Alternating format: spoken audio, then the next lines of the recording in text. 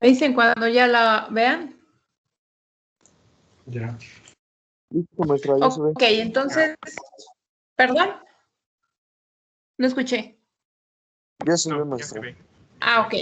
Entonces, ya es la unidad 2. Vamos a empezar con la sección 1 de la unidad 2.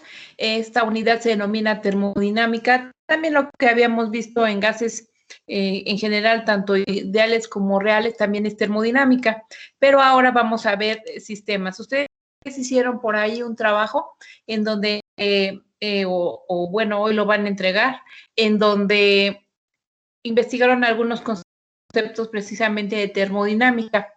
Aquí estos conceptos no se los pedí, pues por eso que vamos a explicar un poquito sobre estos conceptos. Entonces aquí tenemos primero la clasificación de sistemas. Bueno, dado de que un sistema está organizado y tiene supeditado ciertas reglas o ciertos comportamientos, en el caso termodinámico nosotros tenemos que verlo de una manera un poquito, pues así abstracta, de cómo es un sistema abierto, cerrado y aislado, pero tenemos algunos ejemplos en donde podemos entender este tipo de sistemas. Entonces tenemos, por ejemplo, el sistema abierto, en donde en un sistema abierto podemos tener intercambio tanto de materia como de energía. Un ejemplo de ello es una olla de en la estufa, por ejemplo, nosotros le estamos dando energía, está saliendo energía en forma de vapor, si tenemos, por ejemplo, agua, y también nosotros, pues, por ejemplo, cuando estamos guisando, bueno, le estamos añadiendo ingredientes y también hay intercambio de masa. Eso es un sistema abierto. Después tenemos un sistema cerrado, en donde no va a haber intercambio de materia, pero sí habrá intercambio de energía. Otro ejemplo, pues la olla de presión, la olla express, en donde nosotros estamos intercambiando energía, pero no intercambiamos materia, o sea, no estamos añadiendo ingredientes. Y por último, el sistema aislado. Este no puede intercambiar ni materia ni energía. El ejemplo clásico es un termo, pero en realidad el termo no es al 100% porque, bueno, sí intercambia energía porque a través del tiempo se enfría ese termo, pero también no intercambiamos materia. Entonces, aunque no es un ejemplo al 100%, un termo sería un sistema aislado. Y abajo, bueno, tenemos unos esquemas en donde un sistema abierto se intercambia materia y energía, en un sistema cerrado solamente energía y en un sistema aislado no se intercambia nada. Después tenemos que definir lo que es límite, pared y frontera del sistema. Aquí tenemos tres imágenes y, por ejemplo, aquí tenemos un sistema, el entorno que lo rodea y tenemos un límite. Sabemos que ese límite es el cambio de leyes o el cambio de reglas que sigue ese sistema. El límite puede ser físico o no físico. Si es físico, entonces estaremos hablando de pared. Entonces, en el caso de una pared, entonces nosotros tendríamos que tener, como en el caso de la célula, una pared en donde hay intercambio, por ejemplo, de sodio. Pero esa ya es una pared de tipo físico. Aquí tenemos un sistema con una pared móvil que es un émbolo. Y entonces este sistema va a tener, si tenemos un gas, bueno, va a estar expandiendo o comprimiéndose esa pared, o sea, va a estar móvil. Tenemos paredes rígidas en donde nosotros nada más aislamos ese sistema y cuando la pared es rígida, entonces vamos a tener un sistema aislado y que posteriormente nosotros lo vamos a denominar como un proceso adiabático. También aquí está una pared adiabática en donde en realidad estamos aislando el sistema. Pero si tenemos una frontera, también esta frontera puede ser imaginaria. Tenemos el sistema el entorno, pero no nada más el entorno, el universo. O sea, ahí estamos manejando un todo con respecto a nuestro sistema. Y que también el universo de alguna manera interactúa con ese sistema y no solamente su entorno, pues sencillo, ¿no? O sea, básico alrededor de este sistema. ¿Hasta aquí alguna pregunta? No. ¿No? Bien. Entonces, también vamos a ver lo que es una variable dependiente y una variable independiente. Una variable independiente, aquí dice que es la que el investigador manipula, pero la dependiente va a estar supeditada a la variable independiente. O sea, quiere decir que en realidad una variable dependiente va a estar cambiando constantemente con respecto a la independiente. Y eso, bueno, lo han visto siempre en matemáticas, en donde tenemos una gráfica y en las abscisas tenemos X y en las ordenadas tenemos Y. De tal forma que conforme va cambiando X, entonces Y va teniendo valores. Eso es una función, decimos, de X y esa la llamamos Y. De tal forma que entonces aquí vamos a tener la variable independiente que es X y la variable dependiente que es Y. Nosotros hemos visto la ecuación general de gases ideales, que es la clásica para nosotros en termodinámica, como les había dicho, es la chicharronera, como en el caso de la cuadrática en matemáticas. Bueno, pues es PV igual a NRT. En este caso, la única variable independiente es R, porque R no cambia, es una constante, mientras que la presión, el volumen y la temperatura cambiarían, ¿sí?, de acuerdo a ciertos factores y efectos. N, bueno, podría también ser constante en ese sistema determinado, a menos que se le añada materia. Y entonces ahí es cuando podemos entender el sistema abierto, que podemos nosotros cambiar ese sistema con respecto a la masa. Entonces, esto en realidad completa los conceptos que ustedes investigaron. Ahora nos vamos a ir al concepto de energía. La energía tiene varias definiciones y siempre están relacionadas con la capacidad para transformar algo o ponerlo en movimiento, dependiendo de los tipos de energía que nosotros estemos hablando. Y sabemos que hay varios tipos de energía, como aquí lo mostramos en el diagramita. Tenemos la energía química, la magnética, electromagnética, la nuclear, la misma es la sónica, la energía iónica, la metabólica, la eléctrica, la calorífica, etcétera, etcétera. Nosotros caemos en realidad en termodinámica en un tipo de energía mecánica. Y entonces es por ello que nosotros vamos a ver la ley de la termodinámica. En realidad, la primera ley de la termodinámica es la ley de la conservación de la materia y de la energía. En este caso, ya saben, la ley de la conservación nos dice que la energía no se crea ni se destruye, solo se transforma. Pero en realidad, nosotros lo tenemos que traducir en términos termodinámicos. Habíamos ya visto en alguna ocasión que la energía total es igual a la energía cinética más la energía potencial. Entonces, en ese caso, nuestra energía total en termodinámica la vamos a traducir como la energía interna del sistema, que es en realidad el delta U. Si estamos hablando de energía, entonces vamos a tener unidades de calorías, joules, ergios, electronvolts, etcétera, etcétera. Y esta será igual a Q, que es el calor, más el trabajo. Q, que es el calor, también va a estar en calorías, joules, ergios, etcétera, etcétera. Y también el trabajo tendrá esas unidades, obviamente, para que al hacer la suma o la sustracción, porque esto tiene ciertas implicaciones, vamos a obtener la energía interna. ¿Dudas con las literales o con algún concepto? No, basta.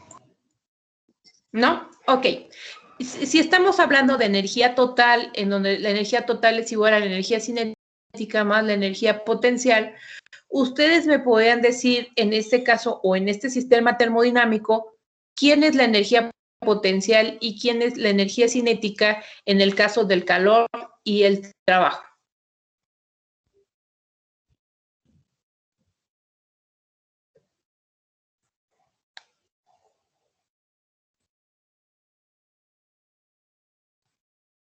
La energía mecánica es el trabajo, ¿no? La energía mecánica, o sea, la cinética o la potencial. La otra, la que no es potencial. La cinética, o sea, el trabajo es la energía cinética, sí, muy bien, porque con el trabajo transformamos varias cosas en movimiento y el calor es la energía potencial. Sí, muy bien. Ok, entonces ya entendimos más o menos cómo es este sistema. Entonces vamos ahora a definir calor, porque bueno, dentro de nuestra ecuación de energía interna vamos a tener calor y trabajo. Entonces definimos lo que es calor. Entonces, calor es una manifestación de energía debido al aumento de temperatura y entonces esto hace que exista una transformación a otras energías. Es por eso que estamos hablando de la primera ley de la termodinámica. Si nosotros lo hiciéramos de manera interna, nanoscópica, por decirlo así, lo que nosotros observaríamos que al aumentar la temperatura, los átomos se encuentran en constante movimiento y sus movimientos son de tipo vibratorio. A lo mejor en algún momento puede ser la fricción lo que hace que también siga aumentando la temperatura y es por eso que se produce esa manifestación, que no la podemos ver, pero sí la sentimos. Por convencionalidad, eso quiere decir que puede cambiar la regla de acuerdo al autor que nosotros nos estemos refiriendo, pero para nuestra clase nosotros vamos a utilizar esta convencionalidad, que cuando nosotros tenemos un calor cedido, ese calor es negativo, mientras que cuando existe un calor que el sistema absorbe, o sea, que se le añade, ese va a ser positivo. Por lo tanto, el calor absorbido, que es la ecuacióncita que está abajo, es positiva, será igual a menos el calor cedido. Si nosotros tenemos un sistema con dos condiciones, entonces podemos hacer este equilibrio. Y este equilibrio debe de tener el mismo valor, nada más que el valor, uno deberá de ser positivo y el otro deberá de ser negativo. Bien. ¿Pero qué es el calor? Bueno, pues el calor será igual a la masa en gramos por C, que es el calor específico, y delta T, que es el gradiente de temperatura, es decir, la temperatura 2 menos la temperatura 1. Y este es el único concepto, ¿sí?, que podemos manejarlo cuando utilicemos el calor específico. Es el único concepto que podemos utilizar en grados Celsius. Nosotros hemos calculado todo lo que fue gases ideales y gases reales en temperatura absoluta, es decir, en grados Kelvin. Pero en este caso, nosotros vamos a determinar que el calor específico tiene unidades de calorías sobre grado Celsius, ¿sí? De tal forma que esto es una propiedad intensiva. Eso después lo vamos a discutir porque ustedes ya definieron lo que era una propiedad intensiva y lo que era una propiedad extensiva. En realidad, en los libros no se define de manera tan estricta lo que es el calor específico y lo que es la capacidad calorífica, pero nosotros lo vamos a identificar por las unidades en forma rigurosa, de tal forma que el calor específico lo vamos a tener en calorías sobre gramo grados Celsius, mientras que la capacidad calorífica nada más será en calorías sobre Celsius. Y eso lo hace como una propiedad extensiva. ¿Recuerdan lo que era la diferencia entre una propiedad intensiva y una propiedad extensiva?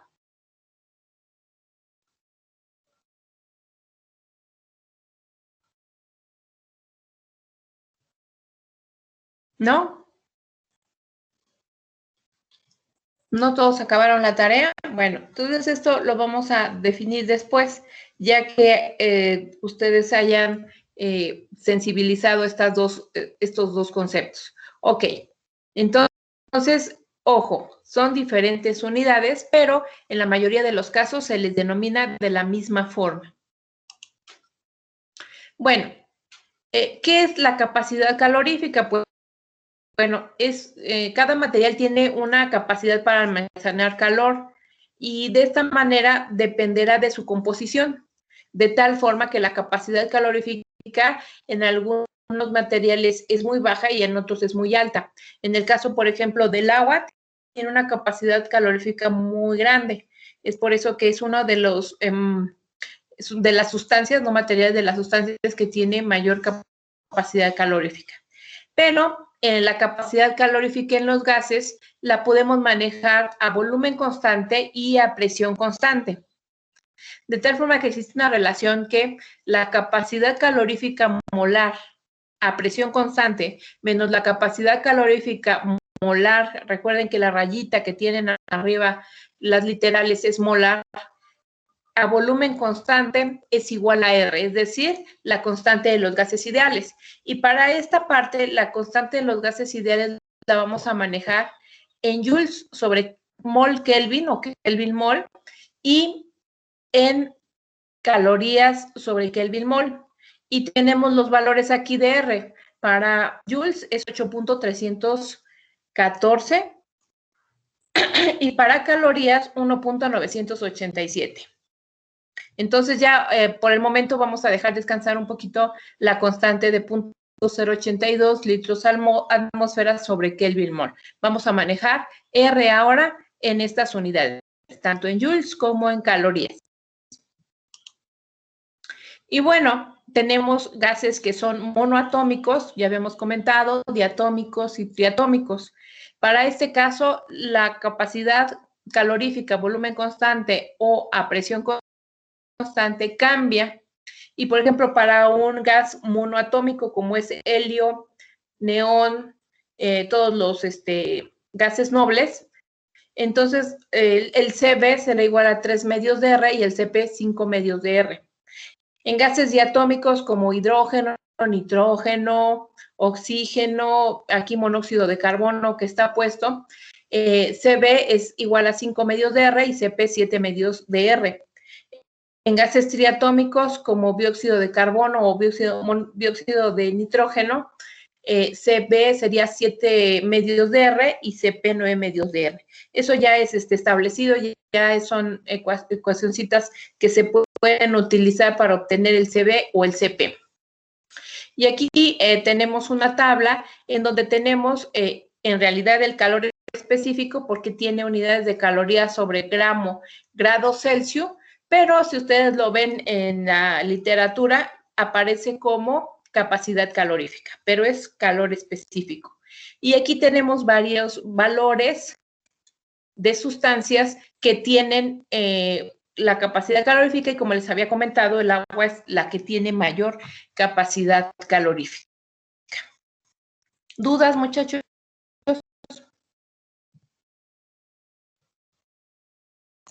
No, maestro. Bien. Entonces vamos a hacer un problema muy sencillo. Ahorita, realmente todos son muy sencillos, no tienen mayor problema.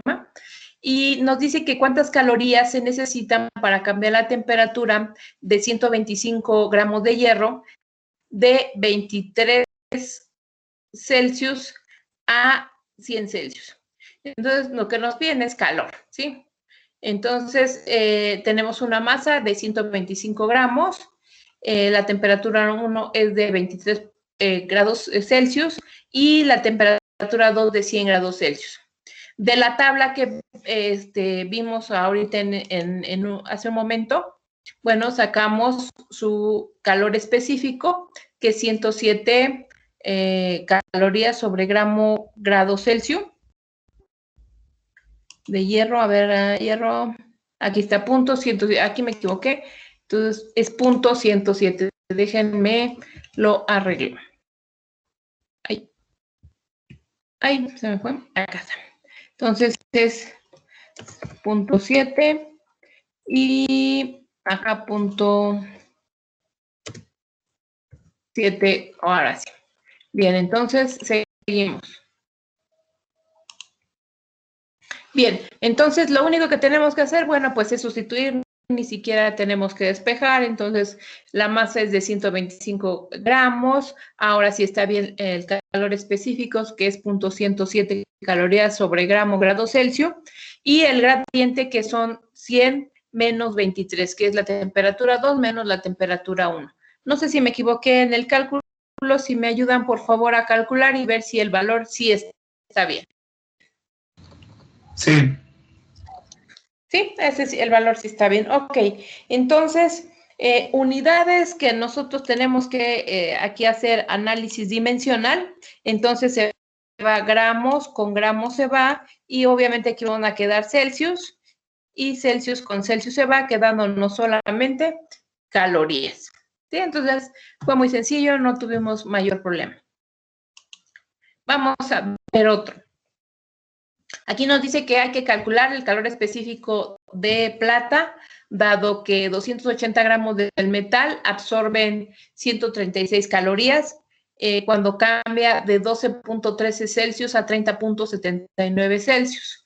Entonces, tenemos que nos piden calor específico de plata, la masa 280 gramos, el calor que es 136 calorías, temperatura 1, 12.13 grados Celsius y temperatura 2, 30.79 Celsius. La ecuación que vamos a utilizar es la de calor y tenemos que despejar entonces la capacidad calorífica. Aquí no me permitió el delta, pero aquí es un delta T, ¿sí? Entonces, queremos el calor específico, el calor no cambia, pero la masa y el gradiente de temperatura, en vez de estar multiplicando, van a pasar dividiendo y aquí ya tenemos el despeje.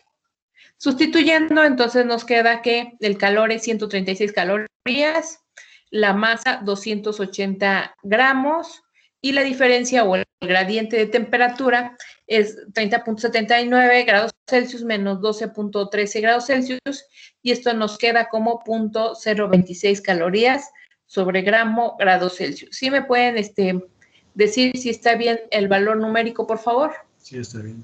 Ok. Entonces, aquí en la sustracción obtendríamos grados Celsius, entonces está bien las unidades caloría, gramo, grado Celsius.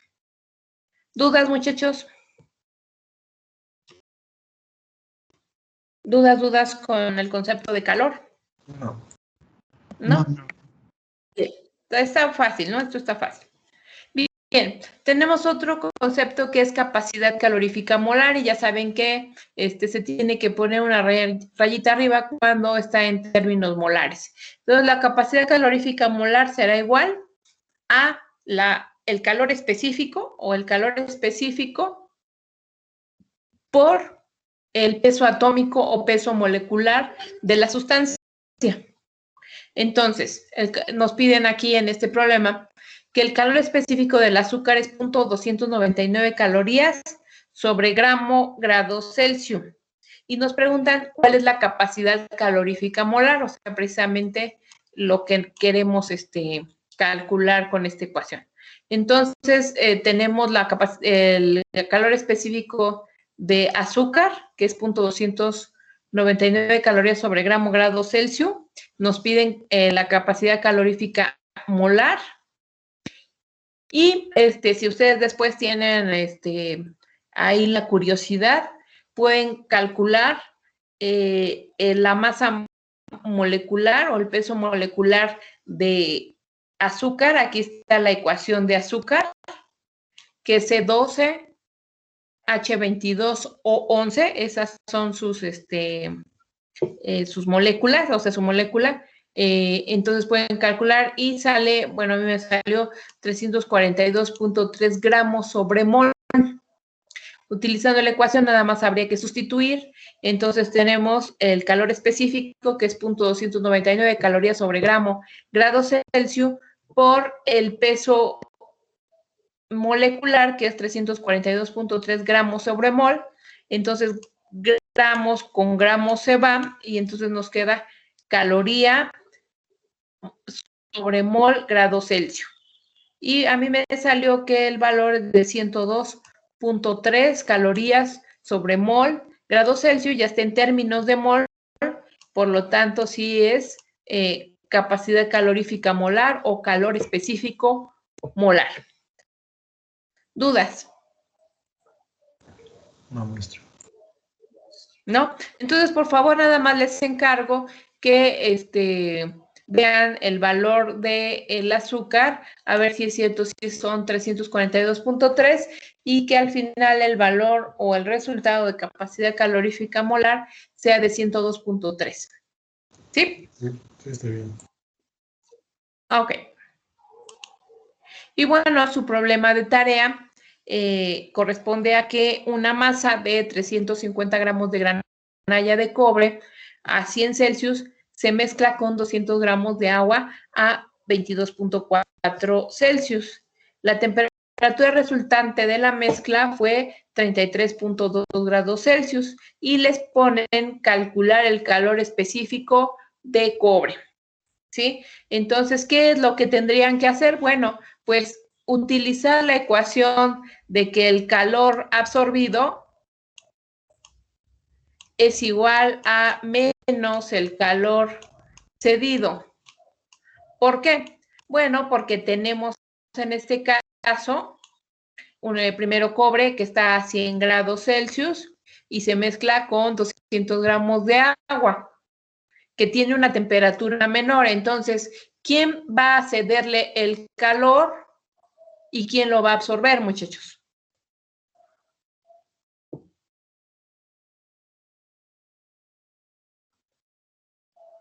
Absorbe el agua, ¿no? Absorbe el agua, ajá, cede cobre y por eso hay una mezcla, una temperatura resultante de 33.2 grados Celsius. Entonces, si ustedes se fijan, son dos sistemas. Un sistema que inicia con una temperatura de 100 Celsius y termina con una de 33.2, otra que inicia con una temperatura de 22.4 Celsius y esa que al mezclarse termina con 33.2 Celsius.